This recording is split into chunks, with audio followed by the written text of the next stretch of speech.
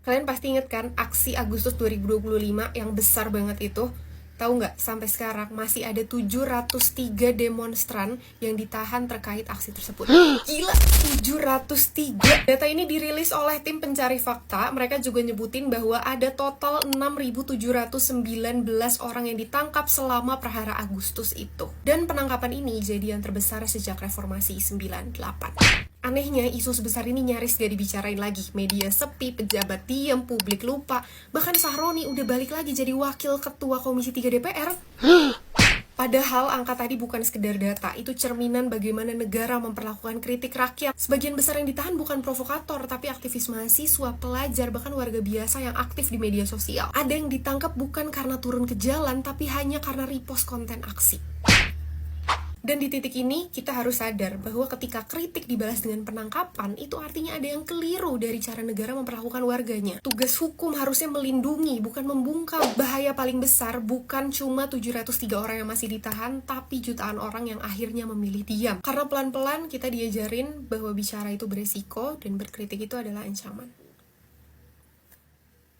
Ahmad Sahroni, Eko Patrio, dan Uya Kuya, tiga-tiganya udah balik aktif di DPR. Padahal baru 6 bulan, baru setengah tahun lalu mereka dinonaktifin gara-gara pelanggaran etik setelah demo besar Agustus 2025. Waktu itu rakyat marah besar gara-gara di tengah efisiensi gaji DPR malah mau dinaikin. Demo di mana-mana, bentrok, rusuh, belasan orang meninggal dan ribuan orang ditangkap. Dan kamu tahu, sampai hari ini masih ada 703 orang yang berstatus tahanan politik atau sedang menjalani proses hukum terkait aksi Agustus 2025 itu. Dan di saat yang sama, para politisi yang jadi simbol kemarahan publik saat itu, Uya Kuya, Ahmad Sahroni, dan Eko Patrio kembali duduk di kursi kekuasaan tanpa rasa bersalah. Lucu ya, negara ini cepat sekali memaafkan elit, tapi kejamnya minta ampun sama rakyat kecil. Hukum dijadiin alat kontrol sosial. Etik cuma jadi formalitas untuk nenangin publik saat itu. Dan akhirnya bener aja, publik lupa, mereka balik. Yang meninggal nggak dibahas lagi, yang ditahan nggak ada yang bela, tapi yang salah justru naik jabatan. Sungguh sedih sekali hidup di Konoha. Yang lain perang nuklir, di Indonesia perang batin. Astagfirullahalazim. Astagfirullahalazim. Astagfirullahalazim, ya Allah. Nauzubillah bin zalik. Nauzubillah bin zalik. Pejabat Konoha nih, ya Allah ya Tuhan. Zolim kalian ya. Sekarang ya, aku tanya ya. Puan Maharani itu kan ketua DPR. Dewan Perwakilan Rakyat, dia yang mewakili rakyat. Dia tahu UMR Indonesia ini paling rendah di ASEAN ini.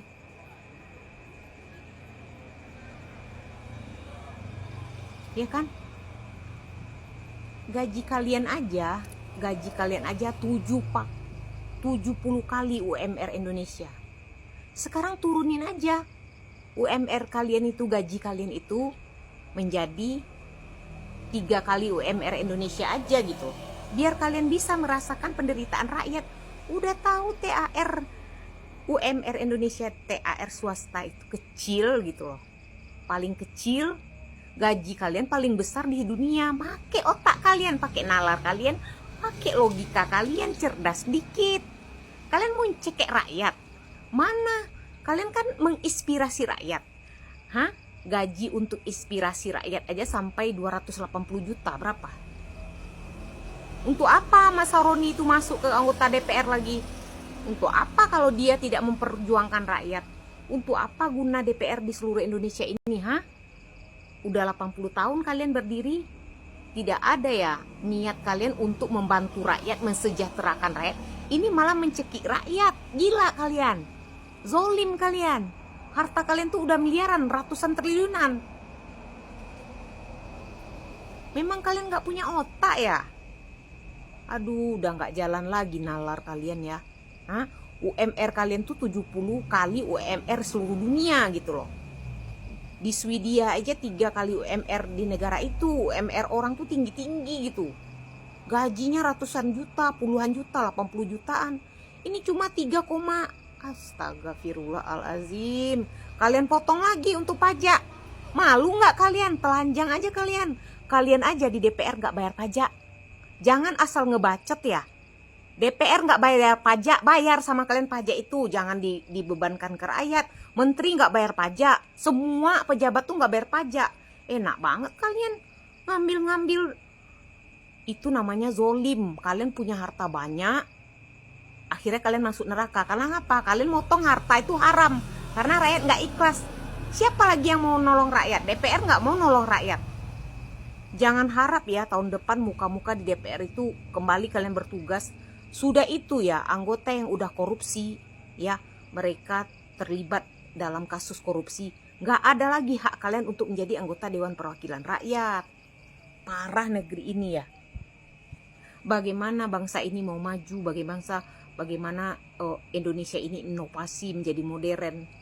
Anggota DPR aja dipakai C. Itulah karena nggak punya otak tadi kan. Astagfirullahalazim.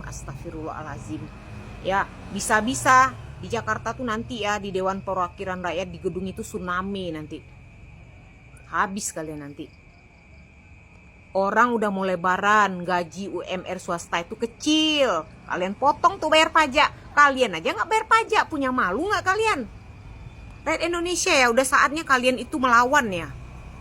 Kezoliman. Kalau kalian tidak melawan kezoliman, kalian juga salah ya.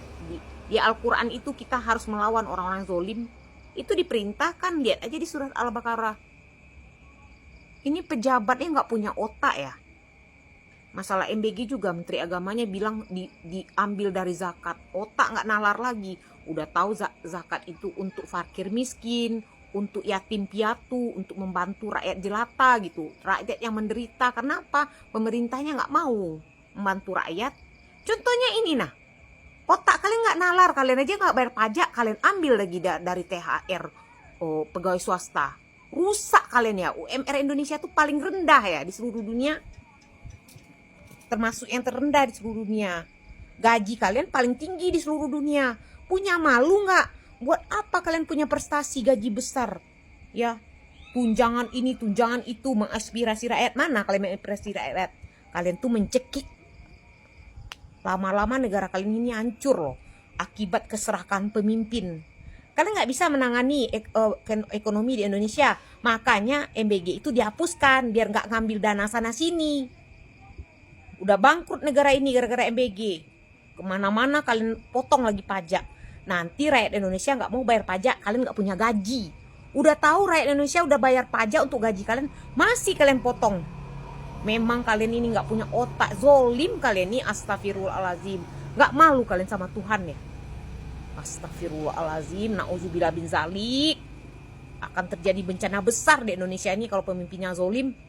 Amit-amit, jangan baik.